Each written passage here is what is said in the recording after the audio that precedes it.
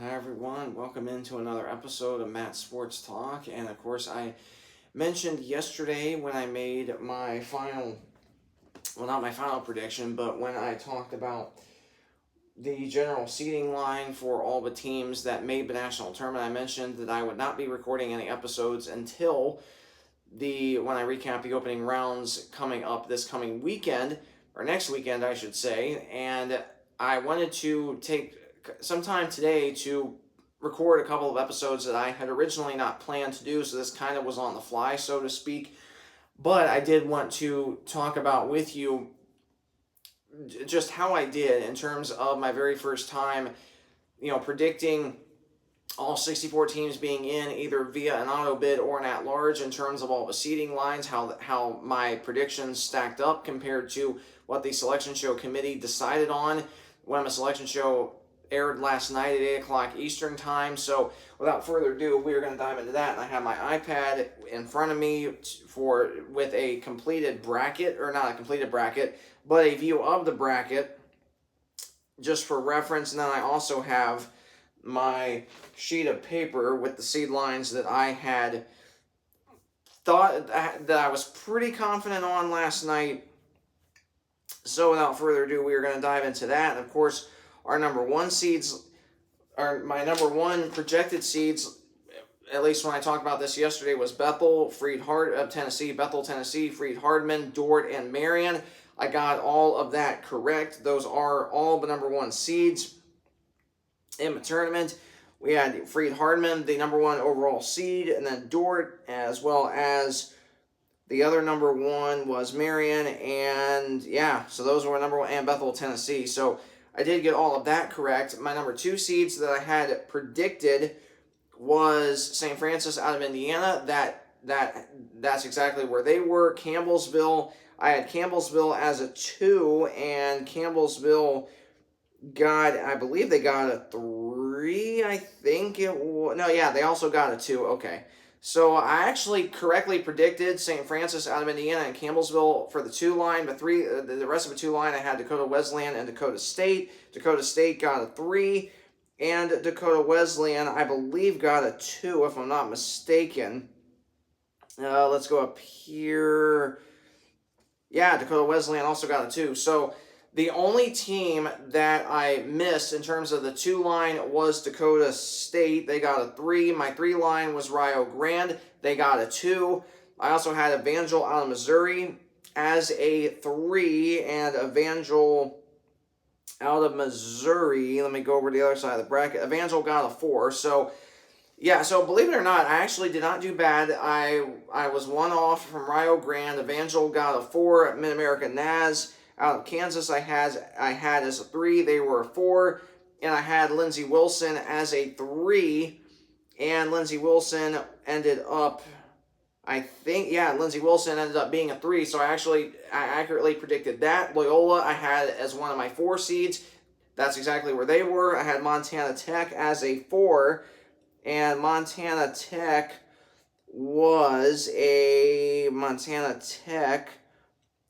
a 5, so again, pretty close there. I had Corbin also on my 4 line, and Corbin out of Oregon, they were 3, they were 3rd, so I did pretty good there. I had Columbia out of Missouri, a 4, and Columbia ended up being an 8, I believe. Yes, they ended up being an 8, so again, I was really in terms of all my top 4 seeds, the only one I was off by the most was Columbia, and everybody else I was pretty much even on. My 5 line was Lewis Clark State, was one of my number 5s. Lewis Clark, they were 4, so pretty close there. I had Georgetown as a 5. Georgetown is indeed a 5, so I got that correct. Faulkner I had as a 5. They were an 11, so I was way off there, and it was quite surprising to see Faulkner being a 5 because, or not a 5, it was kind of weird for them to see them being an 11 and host, especially being that far down in the seating line. I really thought they'd be a lot higher, but, obviously I'm not the selection show committee, and I had Friends out of Kansas, a 5. My last 5 line was Friends out of Kansas, and they ended up being a 6, I want to say. Let's see. This is friends out of Kansas. They were friends out of Kansas. Trying to see where they were. Friends out of Kansas. Okay, yeah, they were 6, so pretty close there. And then my 6th line, Spring Arbor, and Spring Arbor ended up being a 6, so I accurately predicted that as Spring Arbor was a 6. My other 6th line was Eastern Oregon, and Eastern Oregon, they, of course, I'm going back and forth here on the bracket. Eastern Oregon was, trying to see where they, again, this is kind of,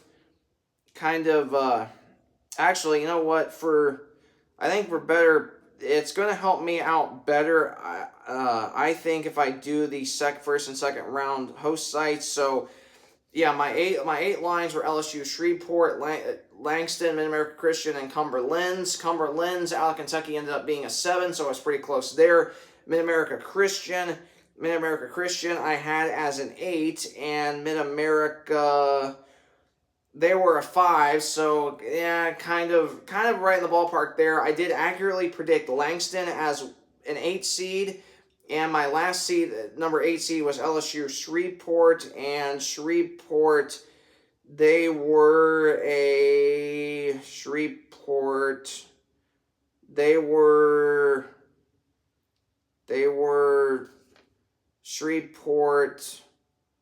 Okay, Shreveport was a 7, so I was pretty close there.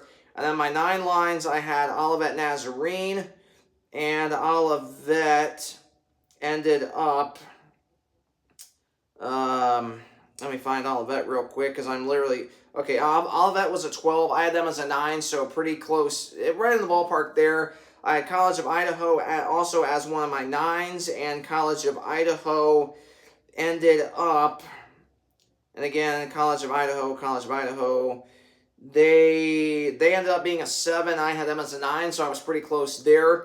I also had Indiana Tech as a 9. They were an 11, so again, right in the general ballpark there. I had IWU, even though on this sheet of paper I had IWU as a 9, which I thought was a little bit too high. I thought more than likely they probably would be no worse than a 12. I really thought more than likely, more realistically, I should say, they would be a 10 or 11. They ended up being a 10, so I was pretty much nailed them. In that category, my 10 seeds were Huntington, Indiana, Bethel, Indiana. Bethel, Indiana ended up being a 9, so pretty even there. Huntington, I had them as a 10. They ended up being a 12, so again, right in the general ballpark there. And for Milligan, I had Milligan as another one of my 10s, and Milligan ended up, they must be further up the list. Milligan was a... Yeah, Milligan. Okay, they were at 13, so pretty even. So again, I didn't do too terribly bad in my 10 lines. My 11 lines were St. Francis of Illinois, and if I'm not mistaken, St. Francis of Illinois, they were one of my number 11s, and my other, so St. Francis of Illinois, they ended up being... They were at 15, so I was kind of off there.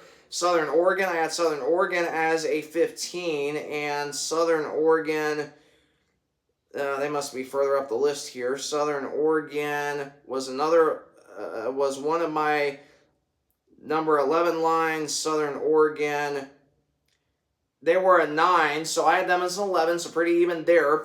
Rocky Mountain, I had Rocky Mountain as another team in my 11 line. They ended up being an 8, so again, not too terribly bad. And then, of course, my last one was College of the Ozarks in my 11 line. And College of the Ozarks, I know they went out west.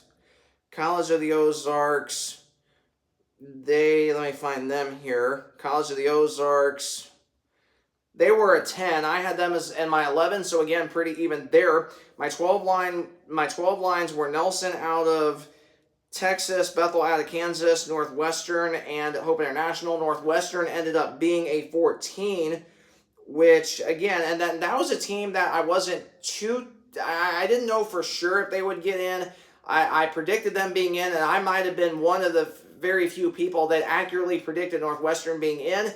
So I did correctly pick them. I did have St. Thomas in. They did not get in, so that was the only one that I did not have. And I also had Reinhart in. They were another team that was left out. So I missed 2 teams out of 64. Again, not too terribly bad at all, especially for my first year of doing this, predicting all of the general seed lines for all of the teams. And I will say that I left out William Carey. They were going to be in my number 6 line. They ended up being a 5. At least I'm pretty sure they were a 5. I know I'm looking at my 12 line.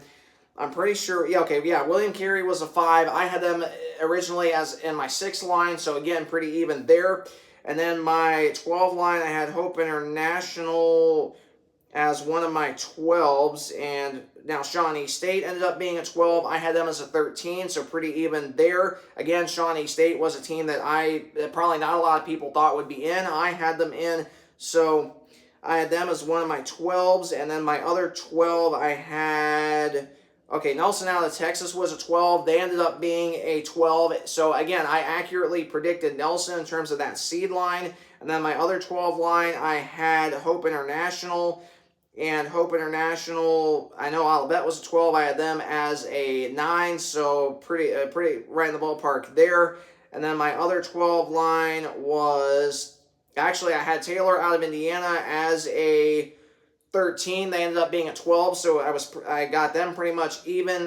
One of my 13, I had I already talked about Milligan, and then my other 12 line was Hope International, and I'm trying to see where Hope International ended up being because I'm literally looking down my bracket here. Hope International, let's see where they are. They were a 13. I had them as a 12, so again, pretty even there. And then Bethel out of Kansas, I had them in my 12 line, and Bethel out of Kansas, Bethel out of Kansas, let's see, Bethel out of Kansas, they were, I know they were in. Bethel out of Kansas. Okay, they were an 11, so I had them as a 12. So, again, pretty even there. And then, of course, I mentioned my 13 lines already. Shawnee State, I mentioned them. St. Mary, I had St. Mary as a 13.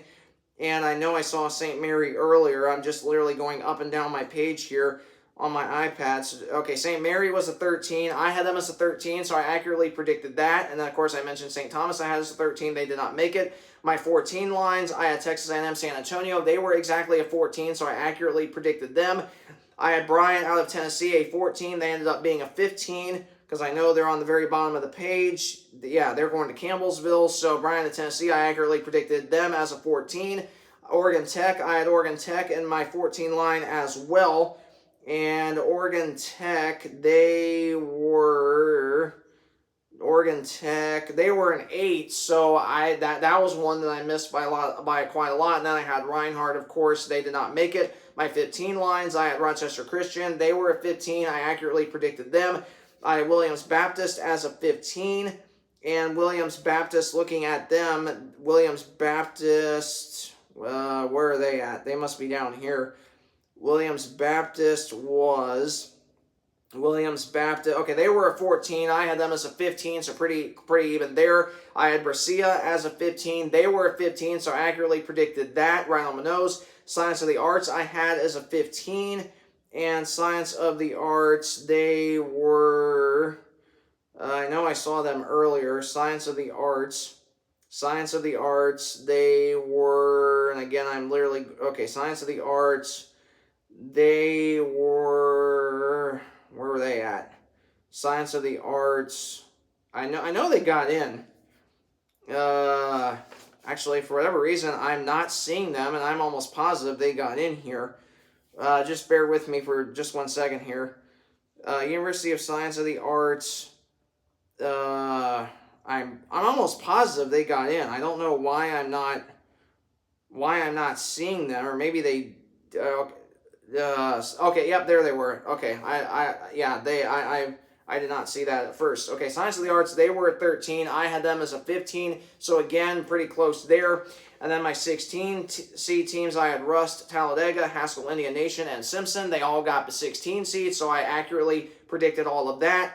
And then my first 4 out, I had Culver Stockton, Governor State, Cumberland, Montana State Northern. Out of those first 4 out, Cumberland was the only one I accurately predicted, being among the, well, actually, no, I stand corrected. Cumberland was not within that category.